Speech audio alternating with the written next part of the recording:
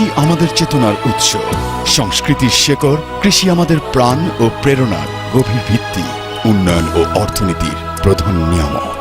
কৃষি দীপানি।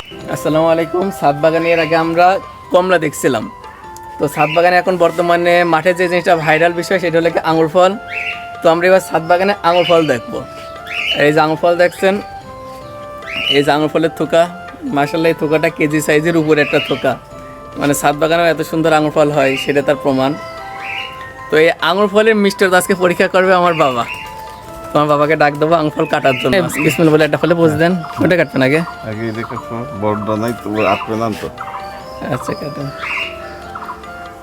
বিসমিল্লাহির রহমানির রহিম। আলহামদুলিল্লাহ, আল্লাহর কাছে লাখ কোটি শুকরিয়া আদায়। কাটেন। খুবই শক্ত, খুবই শক্ত দেখা যাচ্ছে যে নাই। আলহামদুলিল্লাহ, ধরছেই না প্লেটে। দ্বিতীয় থোকা দেখেন এটা পড়ে যায় না।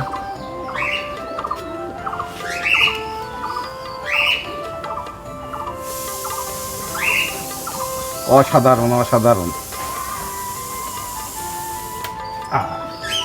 এই যে দুই থোকা আঙ্গুর, দুই থোকা আঙ্গুর আপু কট্টক হতে পারে 1.5 কেজি প্রায়। প্রায় 1 কেজির উপরে হবে আচ্ছা, ইনশাআল্লাহ। এবার একটা খান, উপর একটা চিরা খান, খেয়ে কোন কেমন মিষ্টি। সেরেন একটা নিচে পড়ে গেল। যাই হোক, বিসমিল্লাহির রহমানির রহিম। আলহামদুলিল্লাহ, আল্লাহর কত নিয়ামত। খান। অসাধারণ মিষ্টি, সত্যিই অপূর্ব। বাংলাদেশের মাটিতে, সোনার মাটিতে সোনার ফসল। আলহামদুলিল্লাহ। মনে হয় না ছাদ বাগানে কারো আঙুর ফল এতটা বড় হয়। থোকার সাইজ দেখলে ইনশাল্লাহ বুঝতে পারছেন আপনারা।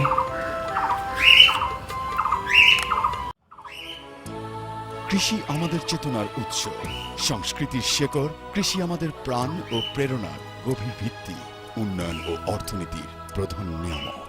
কৃষি দীপানিশি।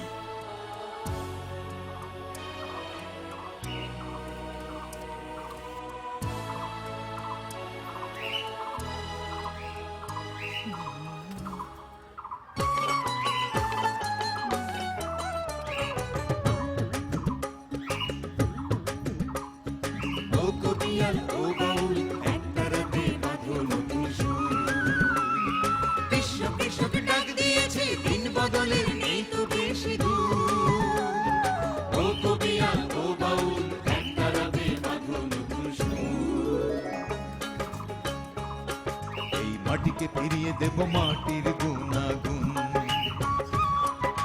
বীজ থেকে আনবো সম্ভাবনার গুণ,